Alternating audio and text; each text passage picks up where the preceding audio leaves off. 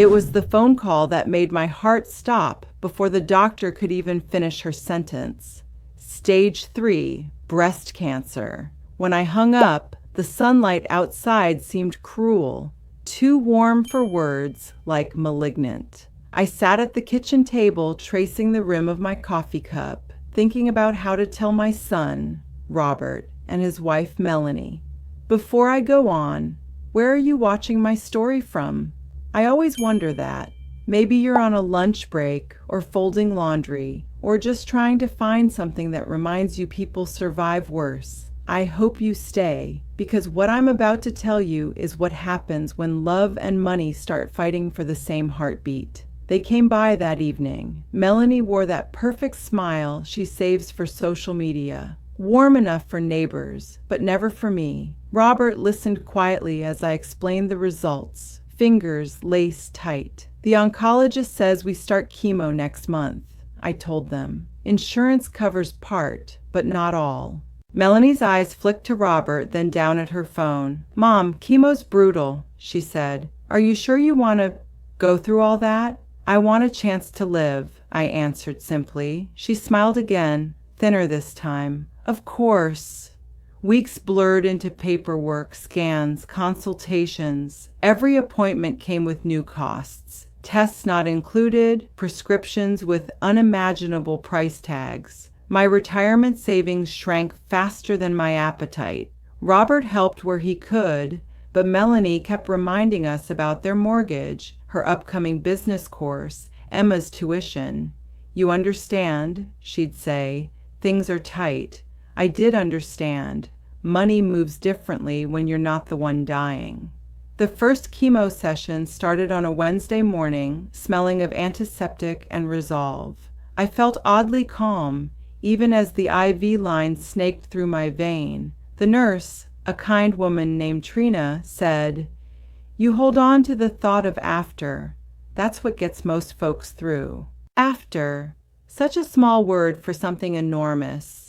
For nearly 2 months, my world became a cycle of sickness and recovery measured by hospital corridors and the humming pulse of machines. Robert visited when he could. Melanie rarely came, except when she had forms for me to sign, insurance, payment adjustments, beneficiary updates. One night, mid-treatment fatigue hit me like a wall. Robert stayed late, spoon-feeding me soup I couldn't taste. She's stressed, he said softly, defending his wife without conviction. Numbers scare her. It's not the numbers, I whispered. It's what she's counting. He didn't ask what I meant. By late summer, the doctor said the tumors were shrinking. We're winning, she smiled. I wanted to believe her. Then, 2 days before my next session, I arrived at the clinic and the receptionist frowned. Your authorization's been revoked, she said. What do you mean revoked? Your insurance declined further coverage. It says treatment canceled by financial guardian? I blinked. By who? The receptionist looked sympathetic but firm. Your daughter-in-law, Melanie Hill. For a second, I thought she meant some other patient. When it sank in, my chest went cold. I left without arguing. My throat wouldn't work. At home, Melanie's car sat in the driveway. She was inside at the kitchen counter, laptop open, coffee steaming. Why did you cancel my treatment? I demanded. She barely looked up. It's temporary. We can't afford the co-pays anymore. You're behind on utilities, property tax, everything. I would rather lose the house than my life. Her tone didn't change. You're being dramatic. The doctor said it was shrinking. Maybe it's done its job already. Besides, we need stability when you recover. That tiny pause, if, wasn't missed. Robert doesn't know, does he? I said. She closed the laptop slowly. He knows enough. Please don't burden him. I'll handle things. My hands shook so badly I nearly dropped the mug on the counter. You handled my treatment right out of existence, I whispered. Her jaw tightened. You lived rent-free here for 10 years, Margaret. We've carried you long enough. For a heartbeat, every sound in the room disappeared. I walked to my bedroom, packed 2 small bags, and left. Through the rearview mirror, I saw her pull the curtains just enough to watch me go. I drove until the Texas plains flattened the horizon and the radio lost its signal. I ended up outside a small town called Belton in a motel that smelled of rain and bleach. I called the clinic from the landline, trying to reinstate treatment. They said the paperwork needed to come from my family representative, the same one who had canceled it. That night, nausea struck even without chemo, a side effect of betrayal more than disease. For 2 days, I stared at the motel ceiling, wondering how long grief could masquerade as shock. My body still ached from treatment I no longer received, skin tender, veins bruised. I wanted to blame the cancer, but betrayal was its own sickness. By the third morning, I forced myself up, pulled on my scarf, and decided not to die like someone else's budget mistake. I drove back to Plano, the town that held both my house and all its ghosts. The front door paint gleamed freshly white. Melanie's obsession with appearances again. I knocked. She answered dressed in fitness clothes, earbuds dangling. "You shouldn't have come back yet," she said, voice flat. "I'm not asking permission. I'm here for my paperwork, the insurance forms and my medical file." She sighed like I'd asked for gold. "It's handled. We're switching providers. You mean you canceled everything?" Her arms crossed. "Look, we had to make a financial decision. Robert's business is sinking, and Emma starts at Baylor next year. We can't pour everything into something uncertain." "Uncertain?" I repeated. I was getting better. She looked at me then, really looked, calculating not compassion but risk. "You think better means cured? It could come back next year or the next? Then what? We drown in debt again?" That was her truth. Cost over care, future over family. "I'll find another way," I said quietly. "Don't touch my bank account." Her eyes flickered. "You don't have access to it right now. I moved things around for your protection, my protection." "Yes," she said, smiling. "You forget I'm your power of attorney. Robert signed it when you were too groggy after that second chemo round." The air thickened. "He what?" "For your convenience," she said. "Someone had to keep the lights on." I felt everything inside me tilt. Papers I had signed without reading, trust turned weapon. I left before anger did worse damage, drove straight to the bank. The manager, a man who'd known my late husband, frowned when he saw the authorization file. "Your daughter-in-law updated signature rights 2 months ago. She controls withdrawals above $2,000. How much is left?" "About $800. Cancer wasn't going to kill me. Melanie's arithmetic would." I spent the next week haunting hospital corridors, begging for treatment extensions or charity care. Words like denied, pending, exhausted benefits became background noise. I'd go home to an empty motel room, open the miniature fridge, and stare at lukewarm pudding cups. The woman in the mirror grew paler, smaller, nearly transparent. One evening, I found a card tucked under my door. "Dr. Kim, oncologist, volunteer clinic Thursdays, St. Agnes Hospital, Austin." No return number, just a note in rough handwriting. "He helps where others won't." I drove the 90 miles the following morning. St. Agnes was a cathedral of peeling paint, its corridors busy with nuns and worn stretchers. Dr. Kim looked barely 30, sleeves rolled up, eyes that had seen more suffering than years should allow. "I can't promise miracles," he said after listening, "but I can monitor, stabilize symptoms. If we can't buy time with money, maybe we can borrow it with willpower." He kept me on oral medication samples and weekly checkups. My savings vanished, but hope reappeared in small doses, measured in less pain, steady breathing. 2 months passed before Robert called. "Mom, where are you?" "Alive," I said. "I didn't know she canceled it," he blurted. "She said you wanted to quit." "God, Mom, I swear I didn't." His voice cracked. "She signed as my guardian," I said quietly. "You gave her that paper." He swallowed hard. "I thought it was just for utilities and taxes. She told me you couldn't handle finances with the medication. She handled them into extinction," I replied. "Robert, did you ever ask where my account went?" Silence stretched long. Then a broken whisper. "House renovations. Loans in both names. There it was. "I'm sorry, Mom," he said helplessly. "Let me fix this." "I just need you to know the truth," I said. "Fixing it is beyond both of us." We didn't speak again for weeks. Autumn arrived like forgiveness that forgot my address. Dr. Kim tried new regimens, but the side effects outweighed the gain. My body buzzed with fatigue, but my conscience felt clearer. At least the lies had sunlight on them now. Then, one Friday, Melanie appeared at St. Agnes. Her perfume hit me before her words did. "You made Robert hate me," she accused. "He moved out. Sold his share of the house?" "He needed to breathe," I said. She stared down at the IV bag hanging near me. "You look worse," she said coldly. "Maybe you were right. Maybe letting nature take its course is kinder." "I hope," I whispered, "when your course comes due, someone values your life in dollars too." Her face flushed red. "You think people will pity you? When you're gone, nobody will remember this version, just the debt and the house that nearly bankrupted us."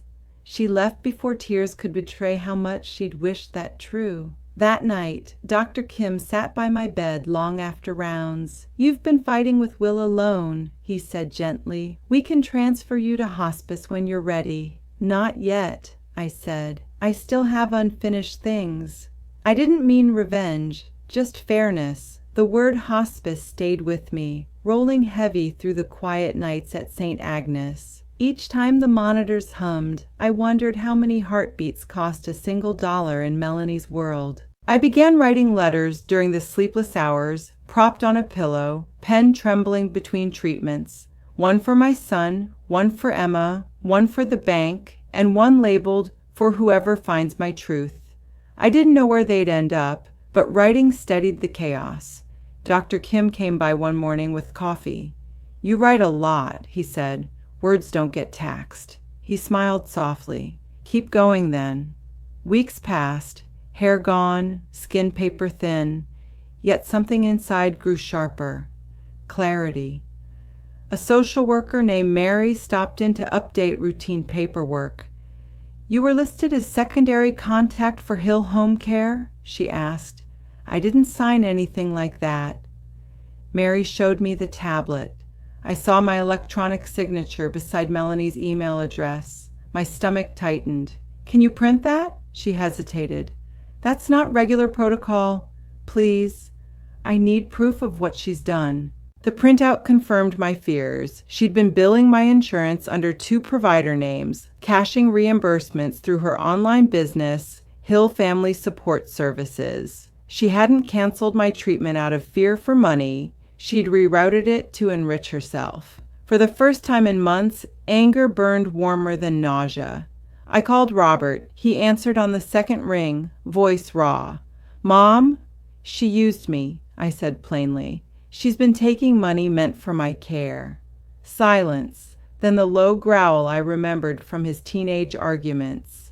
"Send me the proof." Mary faxed the files, and I rested back in bed as if I'd already run a marathon. The next evening, Robert appeared at the hospital door wearing exhaustion and guilt. He gripped my hand, tears on his face that would shame him later. "I filed a report," he said, "and I told her it's over." "Good," I whispered, "but no more fighting. Let the law handle her." He nodded, but his jaw said otherwise. Son-like father, fire under quiet ashes. Within a week, police interviewed staff. Bank auditors traced checks, and headlines whispered through quiet corridors. Local businesswoman under fraud investigation. Melanie vanished from town the same day. I should have felt victorious. Instead, I felt hollow. Justice tasted sterile when no one remained to share it. Dr. Kim urged me into hospice anyway, this time in a small facility near Austin run by nuns. The hall smelled faintly of linen and lavender instead of bleach. When Robert visited, he brought Emma, now 14, shy but kind. She sat beside me, braid over one shoulder like her mother's once had been, but her eyes, those were Michael's, my late husband's, calm as dusk. "Grandma," she asked, "why are you here instead of home?" Because sometimes a different roof helps you heal, I said carefully. Mom says you're very sick. That part's true, I admitted. But sickness isn't all that I am. She studied my wrist where the IV rested. Does it hurt? I smiled.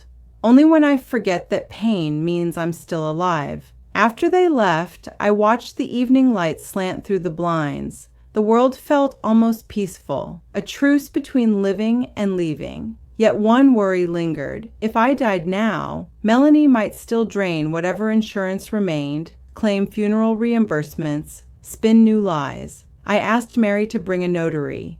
With careful strokes, I revoked Melanie's authority and appointed Robert sole executor. My last act of independence, I told her. She squeezed my hand. It's a powerful one. 2 days later, my breathing worsened. The cancer moved quietly into my bones. Morphine blurred details, left me adrift between dreams and clarity. In one of those dreamlike dawns, I imagined walking into my old kitchen, warmed by morning light. Melanie sat at the table counting receipts, never noticing me. I picked up her calculator and whispered, "There's no sum that measures love." Then I set it down and left without sound. When I woke, Robert was beside me again, dozing in the chair. I touched his sleeve. "Did you ever think how strange it is," I whispered, "that money can make people forget the cost of a promise?" He stirred, eyes red. "Mom, don't tire yourself." "I'm not tired," I said with a small smile. "Just finished." He looked confused, but the nurse entered, adjusting drips, and I drifted back under that haze of medicine, feeling both present and gone.